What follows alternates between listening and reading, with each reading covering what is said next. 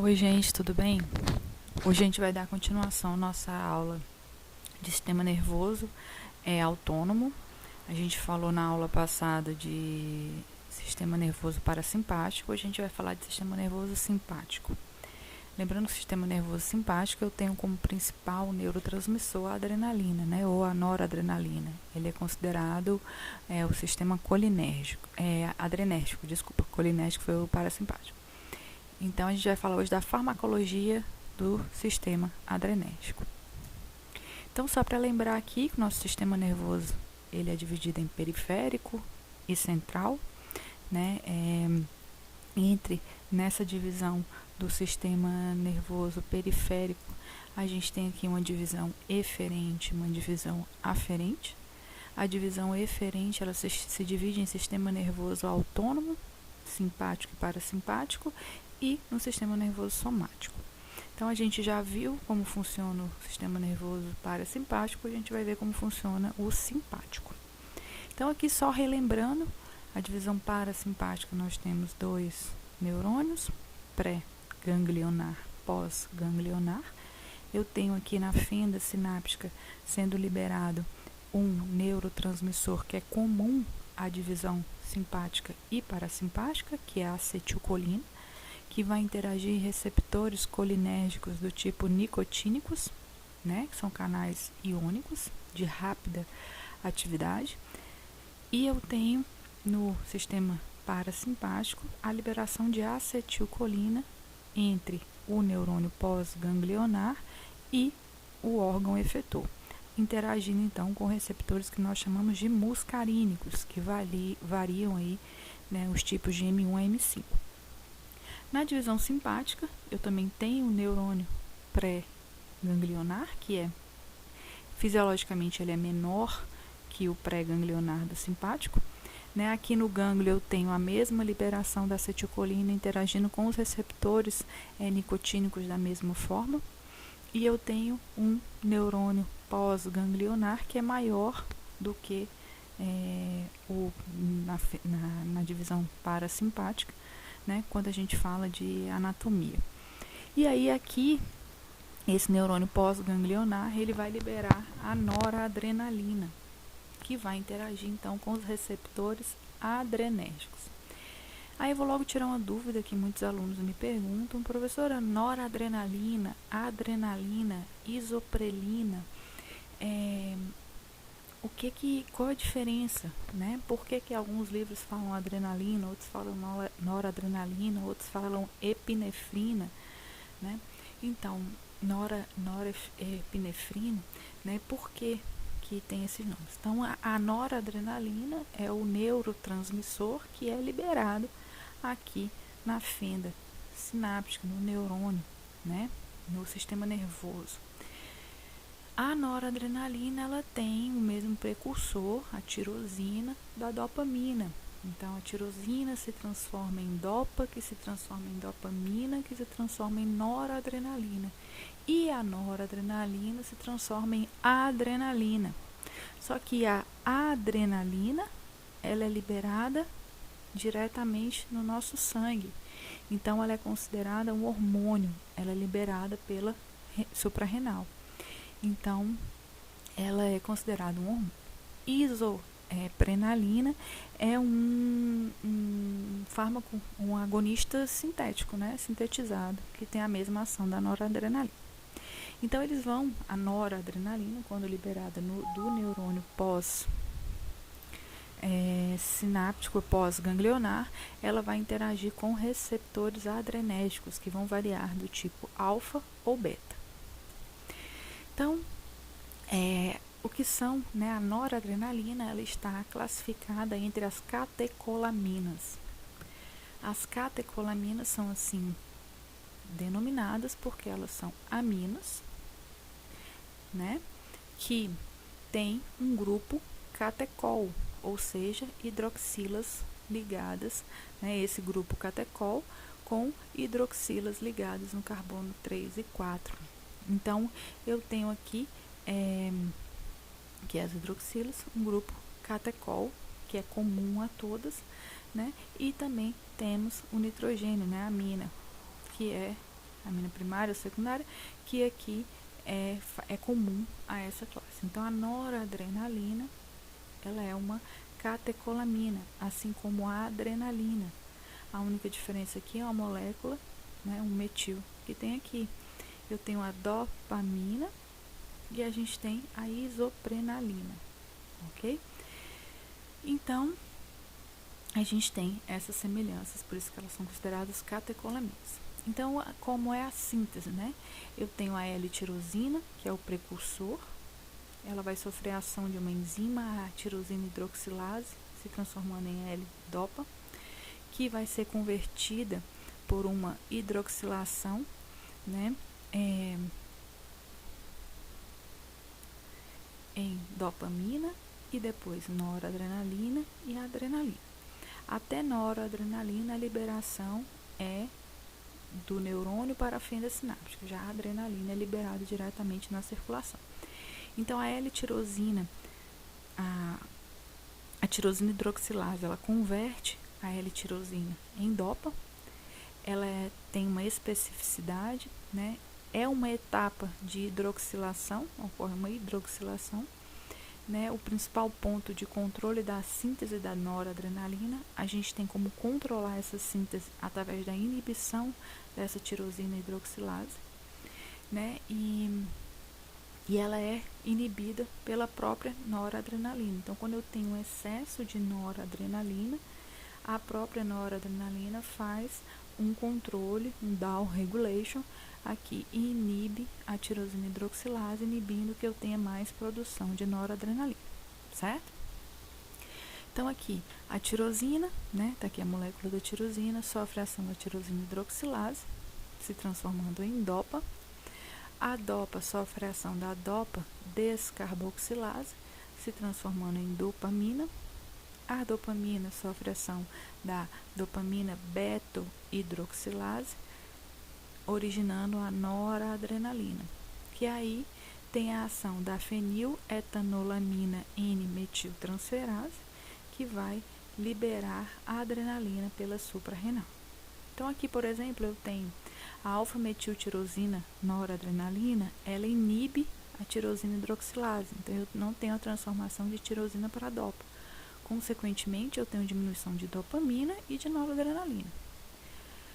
Eu tenho quelantes de cobre, o próprio disulfiram, eles têm uma ação inibitória da dopamina beta-hidroxilase, inibindo então a transformação de dopamina em noradrenalina. Então, são algumas formas de intervir aqui nessa síntese.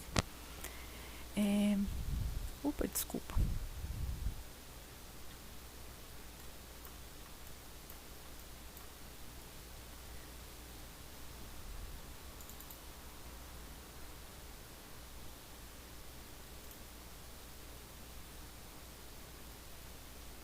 Deu bug aqui.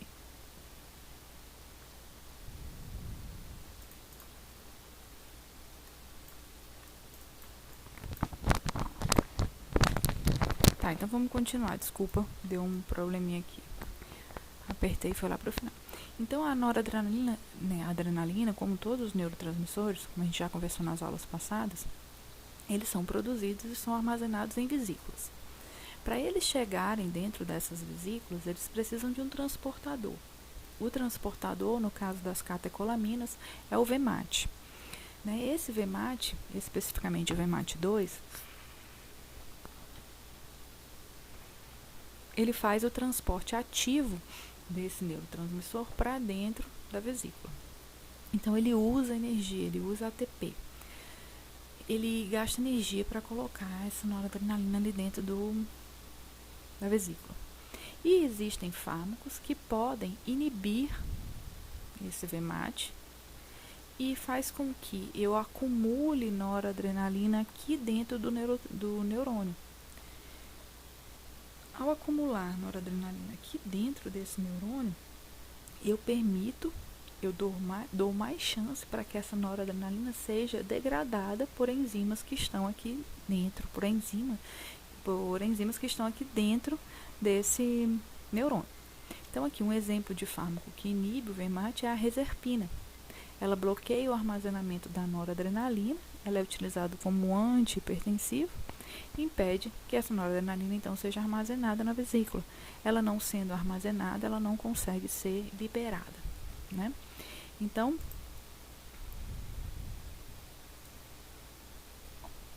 a gente tem aqui, de uma forma mais detalhada, né, a tirosina, da origem à dopa. Eu posso inibir a ação aqui, né, impedindo que forme a dopa em dopamina em noradrenalina. A gente também pode inibir aqui na transformação. E essa noradrenalina pode ser armazenada aí em vesícula, né? Quando ela está fora da vesícula, ela é degradada por uma enzima que nós chamamos de MAO, monoaminooxidase. Uma vesícula intracelular, ela está dentro do neurônio pré-sináptico. Então, todo neurotransmissor que não está armazenado em vesícula é degradado. Ao ser degradado pela MAO, alguns substratos são reutilizados para que a síntese ocorra novamente. Além disso, existe um outro transportador que a gente chama de NET, que ele está presente aqui na membrana, que ele também recaptura a noradrenalina e coloca ela novamente dentro do neurônio pré-sináptico. Esse NET também pode ser inibido. Então, é uma forma indireta da gente aumentar a quantidade de neurotransmissor. Qual é essa forma indireta? Inibindo os transportadores. Eu inibo NET, eu inibo MAO e eu inibo se eu inibo NET e inibo MAO, eu aumento a quantidade de neurotransmissor da noradrenalina aqui dentro dessa fenda. Se eu inibo MAO, eu aumento a quantidade de noradrenalina aqui dentro dessa fenda. Se eu inibo NET e inibo VMAT, né, os dois, o VMAT ele coloca para dentro da vesícula. Então, eu aumento a quantidade de noradrenalina também dentro da fenda, mas em compensação ela não vai estar na vesícula e não vai conseguir ser liberada. Se eu inibo a MAO, eu aumento a quantidade de noradrenalina, mas eu ainda tenho o VMAT que vai transportar mais noradrenalina para dentro da vesícula, liberando mais noradrenalina na fenda. Então, vamos lá. A MAO, ela aumenta a liberação. Se eu inibo a MAO, eu aumento a liberação de noradrenalina. Se eu inibo o NET ou o VMAT, né? Se eu inibo o NET ou o VMAT, se eu inibo o VMAT, eu impeço que essa noradrenalina seja liberada. Então, eu diminuo a liberação de noradrenalina ao inibir o VMAT. Da mesma forma que ocorre quando eu inibo, se eu inibir as enzimas, eu não tenho produção de noradrenalina. Né? Se eu inibir as enzimas que são responsáveis pelo processo de síntese, eu não tenho, então, a produção. Então, eu diminuo a liberação de noradrenalina. Se eu inibir o NET pega o excesso de noradrenalina que não se conectou com os receptores da célula pós-sináptica, não foi destruída pela outra enzima de degradação, que é a CONT, o NET transporta essa noradrenalina de novo para dentro do neurônio para ela ser degradada pela MAO. Então, se eu inibo o NET, eu também aumento a presença da noradrenalina na fenda, fazendo com que ela tenha mais chance de interagir com os receptores. Então, quando libera a noradrenalina, aqui na fenda, ela ainda tem uma outra enzima, que se chama catecol-O-metiltransferase, que também é responsável pela sua degradação. Então, ela degrada a noradrenalina e faz com que os seus substratos sejam reabsorvidos e diminui a interação dela aqui com receptores, certo? Então, a gente tem os fármacos podem ser utilizados para inibir as enzimas da síntese, para inibir as enzimas de degradação, a MAO ou CONT, e para inibir os transportadores, o NET e o VMAT, certo? Então, a gente pode usar fármacos fazendo esse processo de inibição. Então, a MAO, como eu já falei, é a monoaminooxidase, ela está dentro das células, e a CONT é a catecol-O-metiltransferase, que ela vai estar aqui na membrana pós-sináptica ou na fenda, né? E ela adiciona um grupo metil às hidroxilas das catecolaminas, que estão no carbono 3 e 4, formando um grupo metox, e é expressa tanto em tecidos neurais como não neurais, né? A MAO, ela converte a catecolamina em seus aldeídos correspondentes. Está ligada a uma membrana das mitocôndrias e é muito importante no sistema nervoso central. Então, a gente tem a MAO é intracelular, está ligada à mitocôndria. A terminação nervosa, ela vai estar presente na terminação nervosa adrenérgica, no fígado e no epitélio intestinal, sistema nervoso entérico. E ela converte catecolaminas nos seus aldeídos correspondentes. Então, noradrenalina em aldeído de noradrenalina, formando a DOMA, que é o ácido dihidroximandélico, né, através de uma deshidrogenase aldeídica, e o aldeído em ácidos carboxílicos correspondentes. A CONT faz a metilação, né, dos grupamentos catecol, né, ocorre em tecidos tanto neurais como não neurais, atua sobre substratos dos grupos catecóis, né, catecolaminas e os produtos desaminados, e age mais na periferia. Então, como é que ocorre a liberação dessas catecolaminas? A gente viu como ela é sintetizada: tirosina, dopamina, noradrenalina, adrenalina. Né? Essa é a síntese. A gente tem como inibir essa síntese. Quando elas são sintetizadas, elas são armazenadas. Então, eu tenho o VMAT aí para levar para dentro da vesícula.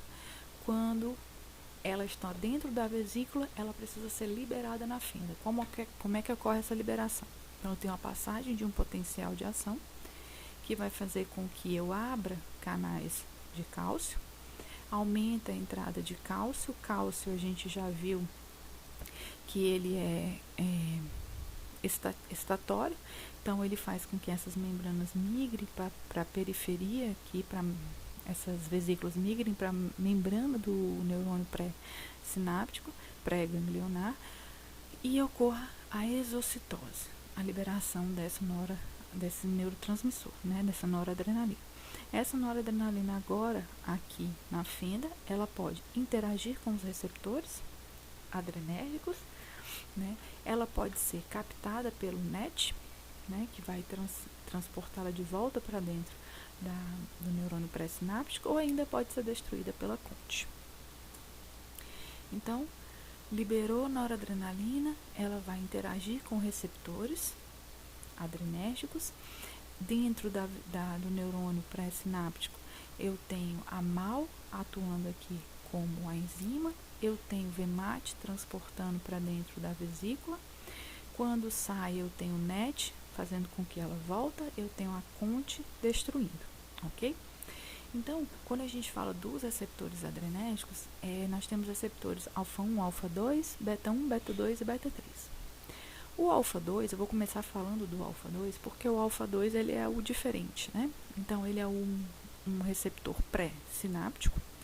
Se ele é pré-sináptico, ele está no neurônio pré-sináptico, e ele é um receptor inibitório. Como assim um receptor inibitório? Ele, ao conectar o agonista nele, a noradrenalina, ele emite um sinal inibitório, né? O efeito dele é inibitório. A gente já viu que os receptores adrenérgicos são metabotrópicos, ou seja, são receptores acoplados à proteína G. E essa proteína G, né, ela precisa ser ativada quando esse neurotransmissor se conecta nesse receptor. Ela é ativada, ela ativando a subunidade alfa desacopla, tem o GDP em GTP, né, transformando, tem a ativação, a subunidade alfa desacopla da proteína G, e ela agora vai ativar um efetor, um segundo mensageiro. Esse segundo mensageiro, no caso dos receptores alfa, ele será a adenilato ciclase. Então, a adenilato ciclase, ela é o receptor, o segundo mensageiro, né, o que vai ser ativado ou inativado. Então, o receptor alfa-2, quando eu tenho um agonista, a noradrenalina interagindo nele, a ação dele é inibitória. Então, ele diminui a ativação da adenilato ciclase, diminuindo a AMP cíclico, não abrindo canais de cálcio, fazendo com que menos cálcio entre. Se menos cálcio entra, menos exocitose eu tenho da vesícula, menos noradrenalina a gente vai ter. O receptor alfa-2, ele acaba agindo também como controle, né? Um equilíbrio, uma homeostase, um feedback. Feedback não, como é que fala? Uma regulação, down regulation, diminuição da liberação. Porque ao interagir aqui, né, no alfa 2, eu acabo inibindo a liberação de maior quantidade. Então, a noradrenalina em grande quantidade, ela interage inibindo o receptor alfa 2, ela age, né, ela interage com o receptor alfa 2, causando uma ação inibitória devido à inibição da adenilato ciclase, que diminui a MP cíclico, diminui a entrada de cálcio. Então, não permitir a entrada de cálcio, e em consequência, a noradrenalina não é mais liberada, ou liberada em menor quantidade. O receptor beta 2, ele também pode estar aqui, né? A gente vê aqui um receptor beta 2 pré-sináptico. Eu tenho beta 2 pré-sináptico e pós-sináptico. Todos os dois são excitatórios, certo? Ah, professor, então como é que faz? Eu tenho alfa 2 e beta 2 no neurônio pré-sináptico. Então, a noradrenalina vai interagir nos dois. A ação aqui vai ser antagônica, um vai anular o efeito do outro e não tem por que ter os dois. Sim, mas nós temos densidades de receptores. Então, dependendo da quantidade de receptores, nós vamos ter aí uma ação maior de um ou de outro. Além disso, temos a localização, né, a vesícula. Ela pode ser fundida em qualquer área aqui da fenda, mas se ela se fundir, né, e a liberação for bem próxima do alfa, então eu tenho maior chance de interação com o alfa do que com o beta, certo? Então, isso vai depender muito da densidade desses receptores, da quantidade de noradrenalina também que está sendo liberada. Quando a gente fala de pós-sináptico, eu tenho beta 1, beta 2 e beta 1, beta 2, beta 3 e o alfa 1 também, pós-sináptico. Então, ela vai ativar, vai interagir com esses receptores e também vai causar uma ativação. Então, a gente vai ver mais detalhadamente. Eu já expliquei o alfa, porque ele é o mais diferente, assim, ele é pré-sináptico, ação inibitória, e agora a gente vai ver mais detalhadamente os outros. Então, só para resumir o que eu já falei, eles são receptores adrenérgicos, são aqueles acoplados à proteína G, eles podem ser pré ou pós-sinápticos, como a gente já viu. Os alfas, existe o 1 e o 2, e os betas, 1, 2 e 3. Quando a gente fala de alfa 2, né, ele age na proteína G inibitória, inibe a adenilato ciclase, adenilil ciclase, diminui a MP cíclico, inibe canais de cálcio, diminui a entrada de cálcio, diminui a liberação de noradrenalina. O alfa 1, ele age, o segundo mensageiro dele é a fosfolipase C. Então, a gente já viu nas aulas passadas que fosfolipase C, quando ativada, ela aumenta IP3, aumenta DAG, aumenta a entrada de cálcio intracelular, fazendo com que você libere mais noradrenalina também. Então, é proteína excitatória, acoplada a segundo mensageiro, fosfolipase C, o alfa 1. Então, alfa 1, fosfolipase C como segundo mensageiro, alfa 2, eu tenho adenilato ciclase. Uma ação excitatória, o outro com ação inibitória. Quando a gente fala beta 1, 2 e 3, todos eles agem em proteína S, proteína GS, excitatória. Então, ativando como segundo mensageiro a adenilato ciclase. Então quer dizer, professora, que eles agem no mesmo do alfa 2? Sim. Um age ativando, o outro age inibindo. No caso dos betas, eles vão ativar proteína G excitatória. Então, aumenta o MP cíclico, aumenta cálcio, aumenta excitação e liberação. Aqui a gente começa com um resumo. Por que eu começo com um resumo? Porque a gente fala de forma resumida, depois a gente vai vendo de forma detalhada cada um. Então, nós temos dois tipos de receptores, né? Alfa e beta. Alfa 1 e 2, beta 1, 2 e 3. Então, onde é que esses receptores estão? É isso que vai fazer a diferença. Se beta 1, beta 2, beta 3, quando são os dois são os três e o alfa 1 e o alfa 2, desculpa.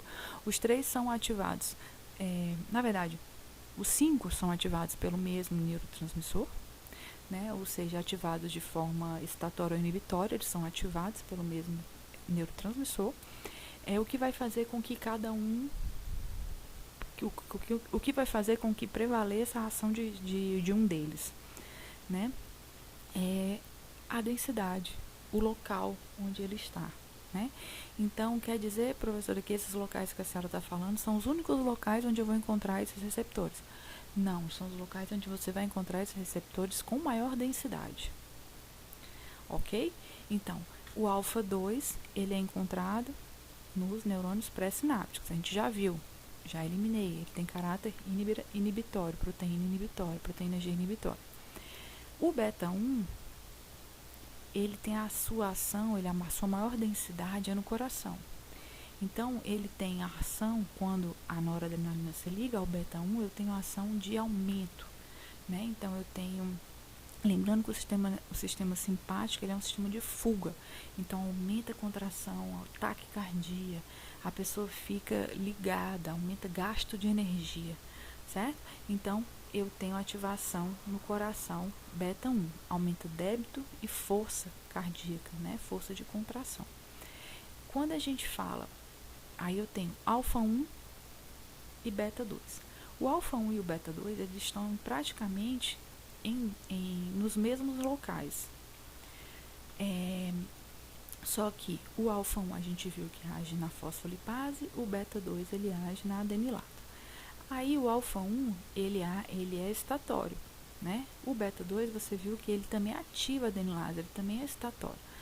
Mas você está lendo aqui que ele relaxa o músculo e o alfa 1 contrai o músculo.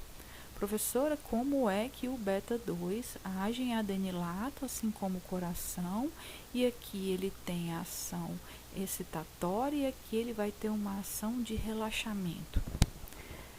Essa ação de relaxamento se deve à ativação de uma via, podemos dizer assim, de uma segunda via.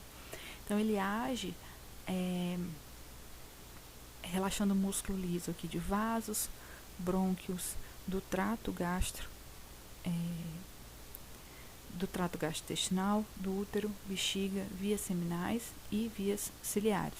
Então, ele relaxa. Como é que ele relaxa? Ele age pela via do óxido nítrico. Então, a noradrenalina se conecta a um receptor beta 2, ativa esse receptor beta 2, que ativa um segundo mensageiro, que é a adenilato ciclase, que aumenta a MP cíclico, aumenta cálcio e ativa uma via de óxido nítrico. O óxido nítrico é uma molécula que está no nosso organismo, que ela é liberada em processos inflamatórios e tal, e ela é característica de causar relaxamento no músculo liso. Ele causa relaxamento no músculo liso. Então, ele vai causar vasodilatação, broncodilatação, relaxa o trato gastrointestinal, o útero, bexiga, as vias seminais e ciliar, ok? Através da ativação da via do óxido nítrico. Já vimos isso. E aí, os receptores alfa 1, eles agem praticamente ele está presente praticamente nos mesmos lugares do beta 2. Vasos, brônquios, útero, bexiga, nos olhos, né, na íris e no trato gastrointestinal. Só que aí o alfa 1 tem uma ação de contração do músculo liso. Então ele causa vasoconstrição, broncoconstrição, contração do útero, contração do esfíncter da bexiga, contração da íris e no trato gastrointestinal, uma exceção, ele causa um relaxamento, certo? Também pela ativação de uma via secundária. Então, ele causa um relaxamento. Então, aqui a gente tem o alfa 1 e o beta 2, né? Os dois. Professora, então a senhora me falou que todos os dois estão no mesmo local. Então, eu tenho alfa 1 e beta 2 nos vasos e eu tenho alfa 1 e beta 2 nos brônquios. Eu libero noradrenalina. O que vai acontecer comigo? Vai depender da densidade de receptor que você tem naquele momento. Quem controla a densidade de receptor? O seu organismo. a demanda do seu organismo, certo? Quando a gente está falando do sistema fisiológico, sua liberação normal de noradrenalina. Se for o uso de fármacos, nós temos fármacos com seletividade maior para alfa-1 ou beta-2, certo? Para que a gente tenha, então, a ação de contração desse músculo liso ou de relaxamento desse músculo liso. Aqui nós temos duas observações, né? Primeiro que o alfa-1, a única exceção é que ele também relaxa o trato gastrointestinal, assim como o beta-2. Então, essa ação é somatória. Quem faz a contração do trato gastrointestinal é o sistema colinérgico, certo? Então, todos os dois vão relaxar o trato gastrointestinal. Na bexiga, a gente lembra lá da aula no colinérgico também, que eu tenho dois músculos na bexiga. O detrusor, que é aquele músculo em volta da bexiga, né, que fica assim em volta da bexiga, e eu tenho o esfíncter, que é o que segura para sair a urina de dentro da bexiga para a uretra, para o meio externo, né? Então, esse esfíncter é que é controlado por alfa-1 e beta-2, ok? Então, nos brônquios causam broncoconstrição e o beta-2, broncodilatação. E aí a gente ainda tem um terceiro tipo, que é o beta-3, que ele vai causar lipólise. Quando a gente pensa em lipólise, quebra de lipídios, né? Então, ele está aí nas células adipócitas, né? E ele vai quebrar esse lipídio, fazer com que você quebre lipídio e transforme em energia. Se a gente for lá para a parte da fisiologia, o sistema nervoso simpático, ele é responsável pelo nosso sistema de fuga, ativação do nosso sistema de fuga do nosso organismo, né? Então, tem toda a lógica eu liberar a energia aqui, o aumento do metabolismo, né? O aumento a quebra de lipídios para transformar em energia. Quando a gente fala das catecolaminas, que a gente já viu quais são, a gente tem uma relação da estrutura e atividade entre essas catecolaminas. Então, a gente tem a noradrenalina, né? Que ela vem da dopamina, né? Então, essa noradrenalina, tá aqui a noradrenalina, ela dá origem, né? A estrutura da noradrenalina, ela origina a adrenalina, que vai ser liberado lá nas suprarrenais, né? Nas suprarrenais. Eu tenho essa adrenalina, que eles são agonistas não seletivos, elas agem em todos os receptores, alfa, beta, alfa 1, 2, beta 1, 2, 3, tanto a noro contra a adrenalina quanto a dopamina, né? Então, essa adrenalina, ela deu origem à isoprelina, que é essa estrutura, que deu origem ao salbutamol, que é um fármaco utilizado aí, né, como broncodilatador. Ele age com uma seletividade para beta-2.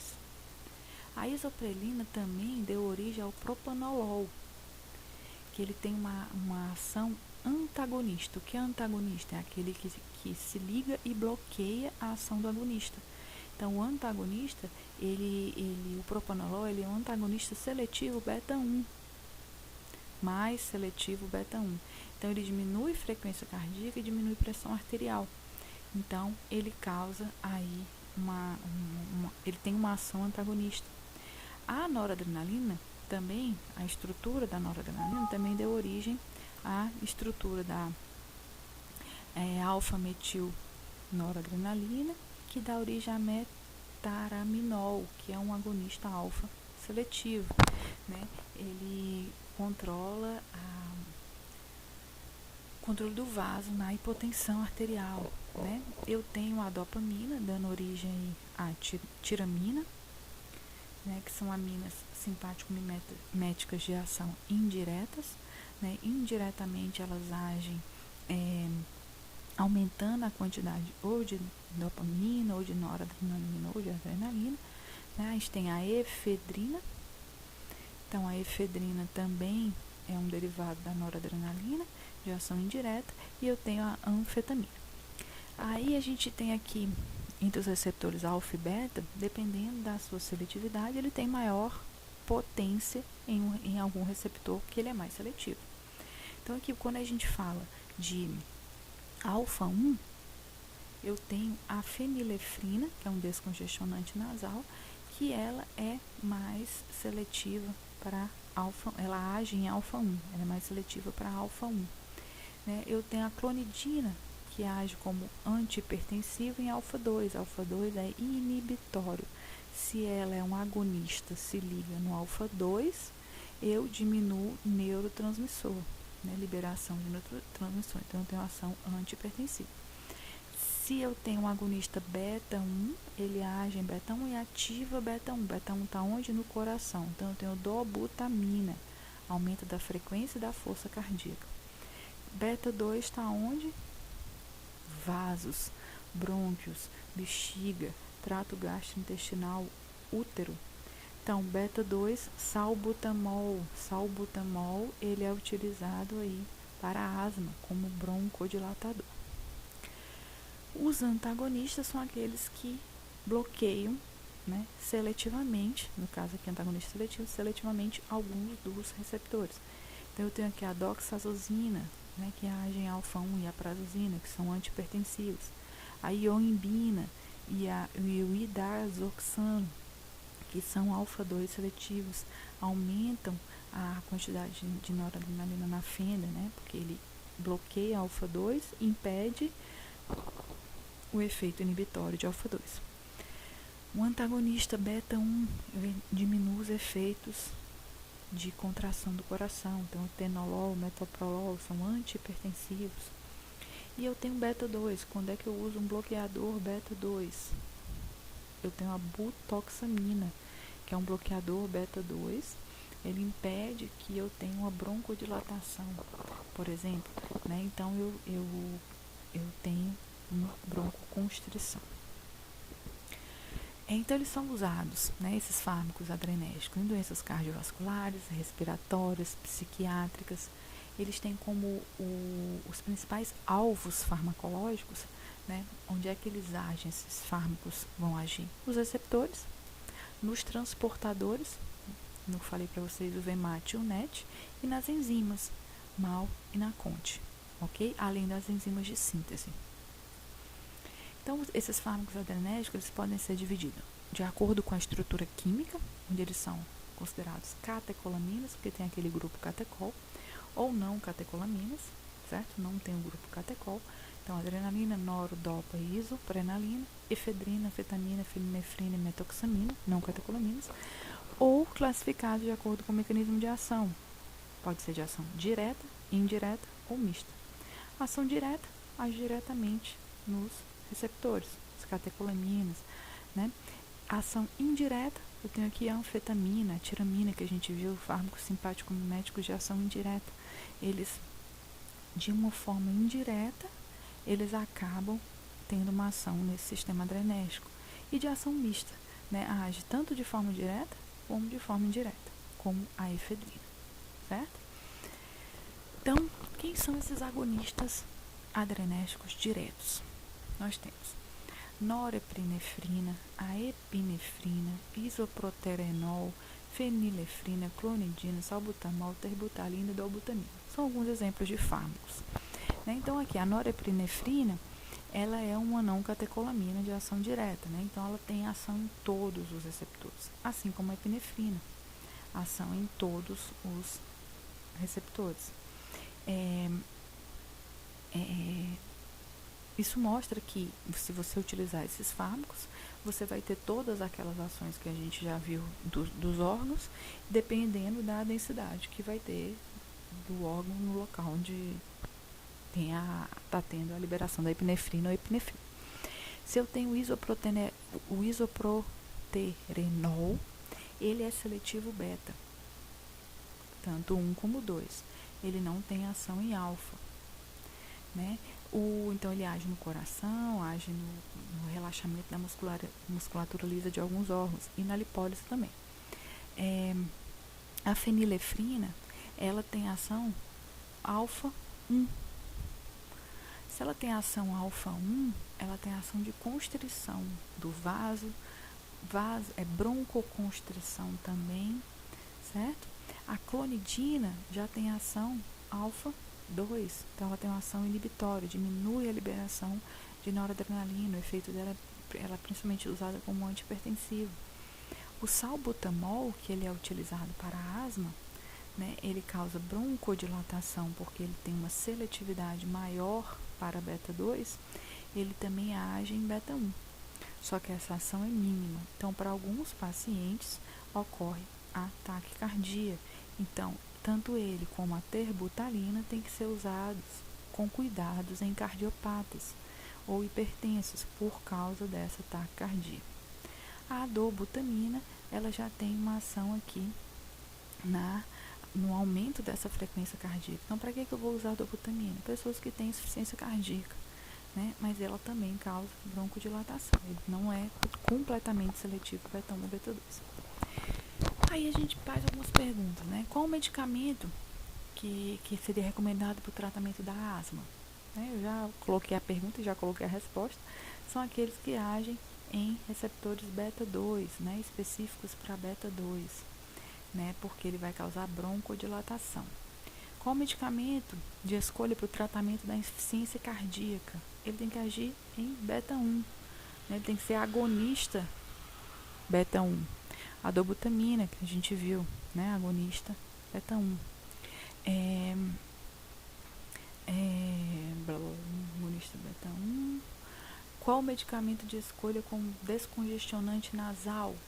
Descongestionante nasal. O que é o congestionamento nasal? Quando a gente fala de congestionamento nasal, a gente está falando que essa pessoa está com dificuldade de respiração, né, de inspirar o ar pelos narinas, né? Então, ela está com esse nariz entupido, excesso de secreção. O que ocorre para que a gente tenha um excesso de secreção? Para que essa secreção chegue até essa narina, a gente precisa de uma vasodilatação, para que tenha um fluxo maior dessa secreção. E é essa vasodilatação, além da presença da secreção, que nos dá o sentimento de congestionamento. Então, quando a gente causa uma vasoconstrição, a gente tem aí uma melhora desse descongestionamento. Só a vasoconstrição faz efeito? Não. Se você não tirar a secreção, você vai continuar, né? Passou o efeito de vasoconstrição, você continua com o efeito congestionante, ok? Então, aqui eu tenho alguns exemplos, né? A adrenalina, ela age em todos os receptores. Ela pode ser administrada, por exemplo, quando a pessoa chega com insuficiência respiratória aguda, né, uma asma aguda, um choque anafilático. Você pode dar uma injeção de adrenalina, né, ou associada com anestésicos locais. A noradrenalina também, tratamento de choque. O isoproterenol, aqui faltou beta 2, viu? O isoproterenol, ele tem mais uma ação em beta, tanto 1 como 2, mas ele era bastante utilizado como broncodilatador, mas por causa da sua ação em beta 1, né, ele causava muitos problemas cardíacos, então ele está obsoleto o seu uso. A dopamina, que é um neurotransmissor, ela também pode ser usada em tratamento de choque, em tratamento de insuficiência cardíaca, porque ela tem uma ação pequena aí em beta 1. A dobutamina, como a gente viu, beta 1 para insuficiência cardíaca congestiva.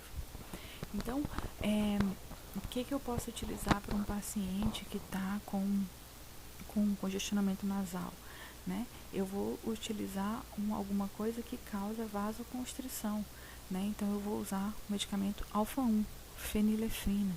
Então, a gente tem esses fármacos que administram aí no nariz, né? Que tem fenilefrina. Ele tem esse descongestionante nasal. Ele é completamente seletivo ao alfa-1? Não. Ele pode agir em outros receptores, em beta 1 também. Ele pode causar aí uma taquicardia reflexa, mas bem menor. A principal ação dele, ele é mais seletivo ao alfa-1. Então, o fármaco de escolha seria a fenilefrina. Mas, por exemplo, você não tem fenilefrina, você só tem fármacos que agem. Se você só tem, vamos supor um caso bem absurdo, uma hipótese, né? Chega um paciente na emergência com uma congestão nasal que está matando ele, bem hipotético, né? Ninguém vai morrer de congestão nasal, a pessoa basta abrir a boca para respirar, né? Mas tudo bem, vamos imaginar que a pessoa chega com a congestão nasal e ela está morrendo, e você tem alguns agonistas adrenérgicos no seu carrinho de emergência, e você só tem lá. O que você vai ter no carrinho? Epinefrina, você vai ter o isoproterenol, você vai ter clonidina, salbutamol, terbutalina e dobutamina. O que você vai dar para essa pessoa? Ah, professor, eu vou dar o salbutamol, porque vai causar broncodilatação. Beleza, o problema dela não é asma, não é o espaço lá do brônquio. O problema dela é a congestão da pessoa. O broncodilatador pode resolver? Ela vai aumentar a capacidade respiratória, mas se ela não está conseguindo inspirar pelo nariz, a boca, vamos supor que a boca tá fechada, não tem como abrir essa boca, não vai adiantar. O que eu posso dar? Em último caso, para esse paciente não morrer, a epinefrina. Ele vai ter vários efeitos adversos? Vai ter vários efeitos adversos, mas você vai causar a descongestão, nasal. Por que eu não posso usar nenhum outro? Porque nenhum desses outros vai causar a descongestão, certo? Mas, se no seu carrinho tem a fenilefrina, é ele o indicado, ok? Então, aqui a gente tem outros exemplos, né, que a gente já citou antes. A anfetamina, que tem um efeito indireto, né? A anfetamina, ela é utilizada como um fármaco ativador simpático mimético, aumenta a liberação de adrenalina, ela faz com que a noradrenalina ela entre mais rapidamente na vesícula. Então, mais rapidamente essa vesícula se enche, na hora que passa o potencial de ação é liberada uma quantidade maior de noradrenalina, né? Então, a anfetamina, a efedrina, eles tanto atuam diretamente em receptores, né, como ela tem uma ação indireta na estimulação da liberação dessa noradrenalina, certo? Isso. Então, aí agora a gente vai ver os agonistas indiretos, são aqueles que agem de forma indireta, aumentando a noradrenalina, né? Os que a gente viu até agora são os que agem diretamente no receptor. Os indiretos são exatamente a anfetamina, que eu acabei de citar, que ela, de alguma forma, aumenta a entrada dessa noradrenalina aqui dentro dessa vesícula. Então, mais rapidamente a vesícula se enche e quando passa o potencial de ação, essa vesícula se funde e libera uma quantidade grande de noradrenalina. Então, ela aumenta a liberação de noradrenalina na fenda, ela acelera essa liberação. Ela também tem uma ação em beta-2, mas tem muita ação da anfetamina que a gente não tem total certeza, certo? A anfetamina é uma droga de abuso, ela é muito utilizada por caminhoneiros, por pessoas que desejam ficar em estado de alerta, e tem a metanfetamina, que é uma droga utilizada aí em raves, em comprimido que eles dão de anfetamina para a pessoa conseguir ficar ligado durante muito tempo, certo? Reações adversas, todas, porque como eu aumento a liberação de noradrenalina, eu faço com que essa noradrenalina interaja com todos os receptores, certo? A pessoa fica em estado de alerta mesmo, né? Então, todos os receptores, alfa 1, 2, beta 1, 2 e 3 estão ativados. A gente ainda tem uma forma de aumentar essa noradrenalina ao inibir a MAO, né? Se eu inibo a MAO, essa noradrenalina não é degradada, então mais noradrenalina vai ficar aqui dentro da vesícula, certo? Então eu tenho como inibir essa MAO. A gente tem aí o moclobemide, que inibe a MAO A, a selegiline, que inibe a MAO B, certo? Então eles vão inibir a MAO, aumentando aí, diminuindo a degradação, aumentando a noradrenalina. Então, a anfetamina aumenta a liberação, né, acelera a liberação de noradrenalina e o bloqueio da MAO aumenta a quantidade de noradrenalina dentro do neurônio pré-sináptico, né, e eu ainda tenho a cocaína. A cocaína, ela bloqueia o NET. O NET é aquele que pega a noradrenalina na fenda sináptica e leva de novo para dentro do neurônio pré-sináptico, né, de forma íntegra. O NET é um transportador. Quando é um dos efeitos da cocaína, certo? Cocaína e anfetamina a gente vai ver melhor quando estiver estudando drogas de abuso, ou então lá na toxicologia, ok? Então, a cocaína, ela tem um efeito anestésico, né? Então, ela bloqueia esse NET e aumenta a noradrenalina na fenda, né? Acelera a quantidade de noradrenalina que vai ser utilizada. Aí a gente entra para os antagonistas. O que é antagonista? Fármaco que ocupa o local, bloqueia, não tem ação inibitória, né? Ele não ativa a inibição, ele bloqueia a ativação, ok? Então, eu troquei e continuo ao contrário, mas tudo bem. Então, aqui só para resumir, os fármacos adrenérgicos, né? Os antiadrenérgicos, né? Os fármacos que vão ser antagonistas, né? Eles têm ação direta ou indireta também, então eles vão bloquear os receptores alfa e os receptores beta de forma direta, né? Esses bloqueios podem ser reversíveis ou irreversíveis, e esses bloqueios podem ser seletivos ou não seletivos, ok? Então, a maioria desses antagonistas dos receptores adrenérgicos, ela é seletiva para receptores alfa ou beta. Em muitos casos, seletivos também para alguns outros subtipos, certo? Então, antagonistas alfa. E tem os alfas não seletivos, como a fentolamina ou a fenoxibenzamina, que são fármacos usados para o feocrocitoma. A gente já falou um pouco de feocrocitoma, acredito, que é um tumor, né, na glândula adrenal, que faz com que você aumente a liberação de adrenalina, né? Então, se usa fentolamina, que é um antagonista alfa. Então, ele inibe alfa 1 e 2, né? Ele bloqueia alfa 1 e 2. Ele é não seletivo. Eu tenho ainda os seletivos alfa 1, como a prazosina e a doxazosina. Lembrando que quando eu ativo alfa 1, eu tenho vasoconstrição, né? Broncoconstrição. Se eu bloqueio alfa 1, eu não vou ter vasoconstrição nem broncoconstrição. Então, a prazosina e a doxazosina são usados como antihipertensivos, ou até mesmo para hiperplasia prostática benigna, que é uma doença onde há um aumento do tamanho da próstata, e esse aumento vai comprimir vasos, né, a uretra, e vai impedir esse homem de urinar. Então, quando eu tenho uma inibição dessa constrição, né, eu permito que, de uma diminuição dessa próstata, eu vou fazer com que esse paciente volte a urinar, por exemplo. Eu tenho os antagonistas alfa. O alfa, ele é inibitório, né? Então, quando eu ativo o alfa, eu tenho ação inibitória. Se eu bloqueio o alfa, eu bloqueio a ação de inibir. Então, eu tenho a ioimbina e o idazoxano, que são usados para a disfunção erétil, né? Aumentam a liberação de noradrenalina.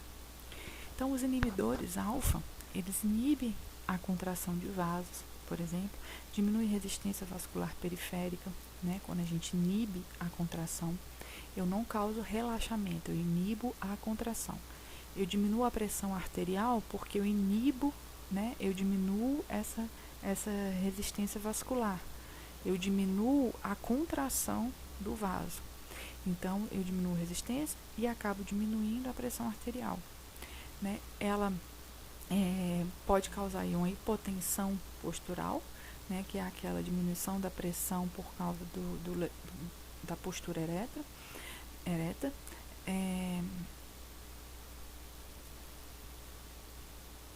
E eu tenho aí como efeitos uma taquicardia reflexa, né, diminui a pressão arterial. Como efeito, o coração aumenta a frequência cardíaca para recuperar essa pressão, diminuição da pressão, né? Quando esse inibidor não é seletivo, eu bloqueio também alfa 2, né? Alfa 2 pré-sináptico, que vai fazer com que eu iniba o efeito inibitório, né? Então, se ele for seletivo, você tem só uma inibição de seletivo alfa 1, você tem inibição da contração, certo? Os inibidores beta também podem ser seletivos ou não. Se ele for seletivo, o beta 1, ele inibe a contração do coração, né? Diminuindo, ele bloqueia essa contração, a força de contração do coração. Não é que ele vai bloquear a contração, senão o coração vai parar, né? Diminui a frequência e a força. E aí vai fazer com que esse paciente tenha uma diminuição da pressão arterial, né? E depois, se esse uso for crônico, esse paciente pode ter aí uma diminuição dessa pressão arterial com alterações de taquicardia, com um aumento de um mecanismo reflexo do organismo. Se ele for inibidor específico beta 2, eles vão bloquear a vasodilatação, né, aumentar a resistência vascular periférica e também vai causar um efeito na pressão arterial. Todos dois, certo? Os inibidores beta, 1 ou 2. Então, a gente tem aqui que, por exemplo, um paciente que faz uso de inibidores betas, né, para diminuir a pressão arterial, esse medicamento, os bloqueadores beta, quando eles são utilizados por pessoas sadias, teoricamente, os bloqueadores, eles não vão baixar a pressão arterial de uma pessoa sadia, porque ele não tem a ação efetiva de baixar a pressão. Ele bloqueia a contração, né, o aumento. Então, ele bloqueia o aumento dessa pressão, certo? Então, em pessoas sadias, teoricamente, não é para acontecer a diminuição da pressão arterial. Aqui a gente tem uma evolução temporal dos beta-bloqueadores. O primeiro, o propanolol, lá em 65. Depois eu tenho o atenolol, que é bastante usado aqui na década de 80. Depois nós temos o carvedilol, que é bastante usado hoje, que são mais seletivos, betão. Então, o primeiro, o propanolol, seletividade mínima, e depois eles ficaram altamente seletivos. Eles são utilizados clinicamente para ações cardiovasculares, angina, infarto do miocárdio, arritmia, insuficiência cardíaca, hipertensão. Podem ser usados por glaucoma, né? A gente viu que o glaucoma é aumento da pressão arterial no olho devido ao acúmulo de líquidos, né? A gente viu lá na aula do parasimpático. Tireotoxicose, que é o mesmo de hipertiroidismo. Para ansiedade, para profilaxia da enxaqueca. Ansiedade, quando a pessoa tem taquicardia e falta de ar, né? Ela pode usar um broncodilatador, pode causar uma broncodilatação e uma diminuição dessa pressão arterial por causa da ansiedade, né? Usando um antagonista. Profilaxia da enxaqueca. Enxaqueca também é causada por um distúrbio, pode ser causado por ansiedade, e a enxaqueca é uma vasodilatação, né? Então a gente tende a vasoconstrangir, né? Então, se eu inibo o beta, teoricamente o beta 2, que causa vasodilatação, eu estou inibindo que ele tem uma vasodilatação e que ele tenha enxaqueca, certo? Não é que eu esteja causando uma constrição, eu inibo que ele tenha a vasodilatação. E para o tremor essencial benigno, que é aquele tremor periférico, que não é Parkinson, é só um distúrbiozinho, que não é uma paralisia, certo? Uma paralisia não, uma paralisação, né? Um tremor por outras funções. Então, os bloqueadores beta, eu tenho os não seletivos, propanolol, alprenolol, nadolol, pindolol, o timolol, que é usado para glaucoma, sotolol.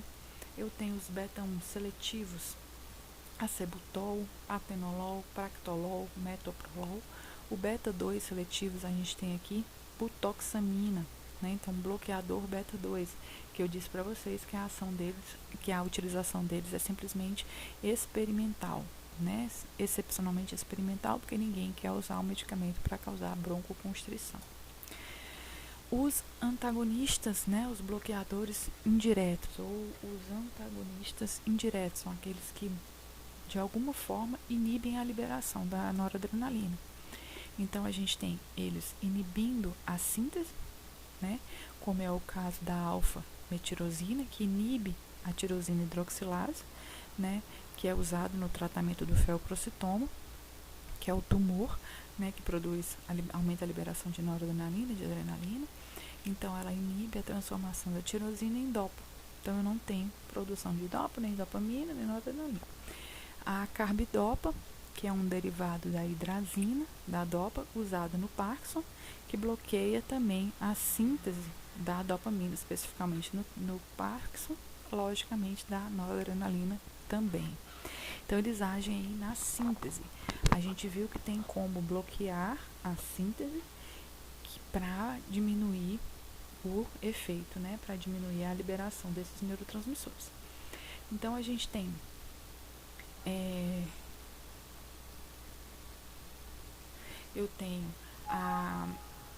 clonidina, né, que é um agonista alfa 2. Se ela é um agonista alfa 2, ela ativa a inibição, né?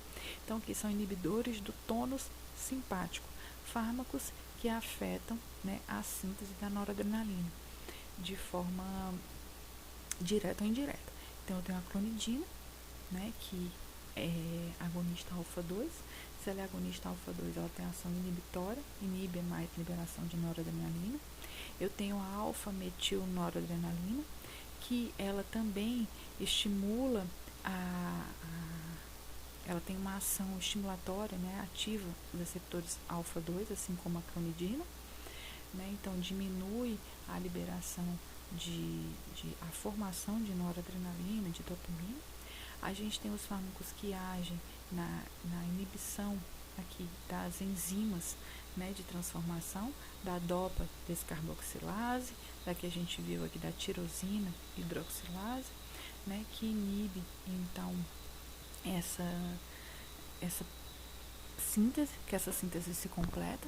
E a gente tem ainda a alfa-metildopa, né, que é um fármaco sintetizado, que eles transformam em alfa-metilnoradrenalina, e a alfa-metilnoradrenalina, ela é um falso neurotransmissor, então o seu organismo acredita que tem uma grande quantidade de neurotransmissor, mas na verdade ela não tem, ele não tem, certo? E aí a gente tem ainda a guanetidina, que impede a liberação da noradrenalina na fenda, né? Não permite que a vesícula se funda com a membrana plasmática, então ela acaba impedindo essa fusão da vesícula com a membrana plasmática, né? E isso faz com que eu não tenha a exocitose. E aqui a gente tem um resumo dos alvos, né? Os agonistas podem ser de ação direta, que a gente viu que são aqueles que agem diretamente nos receptores, né? Então eles vão agir diretamente nos receptores.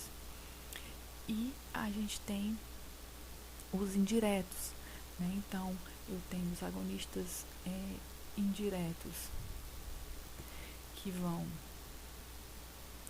inibir a MAO, aumentando a noradrenalina. Eu tenho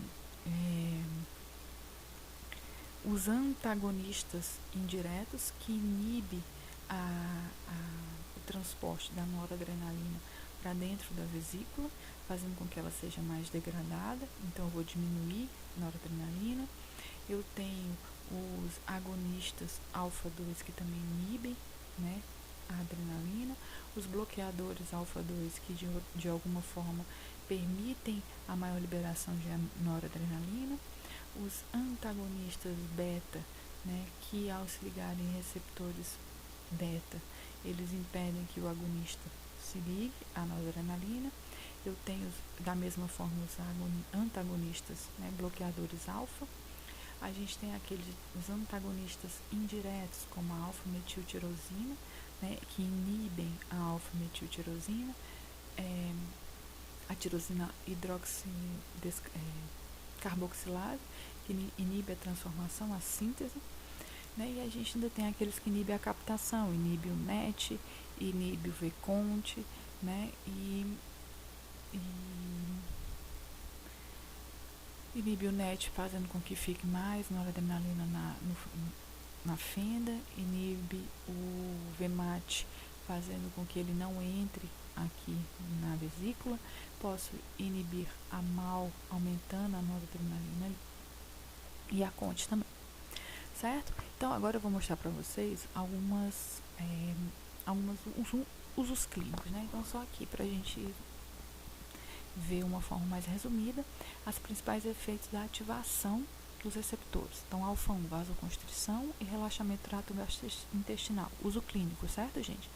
Alfa 2, inibe liberação de neurotransmissores. Beta 1, coração, cronotropismo e inotropismo positivo. Beta 2, broncodilatação, vasodilatação, relaxamento uterino. Beta 3, lipólise.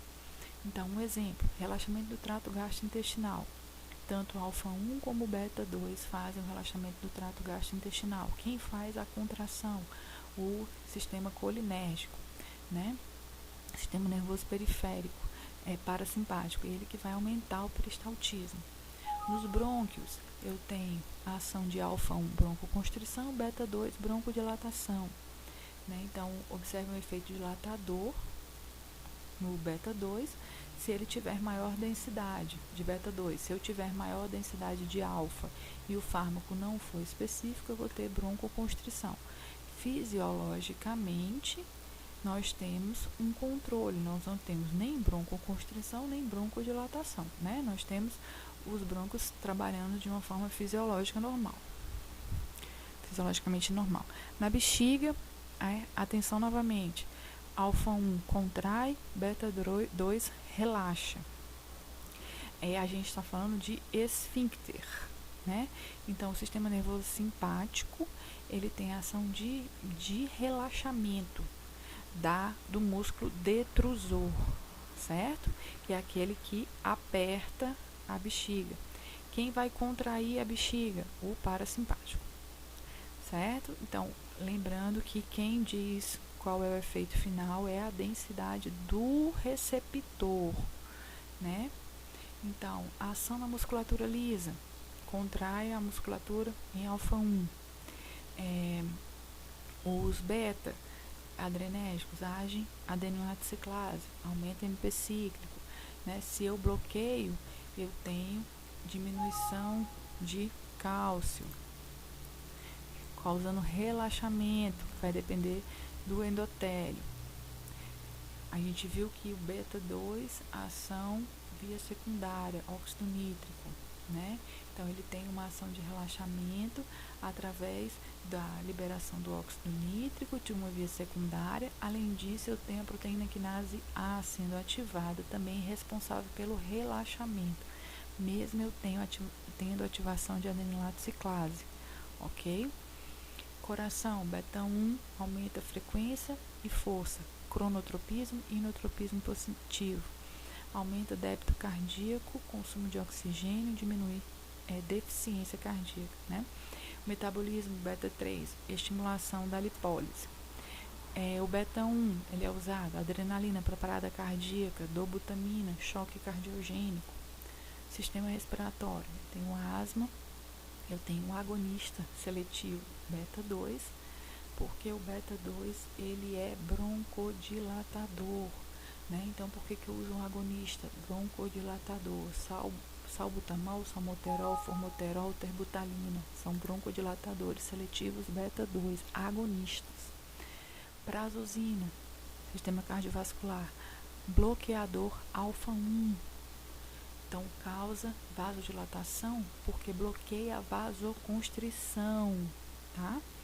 Então, menos efeitos colaterais porque ela é um bloqueador, ok?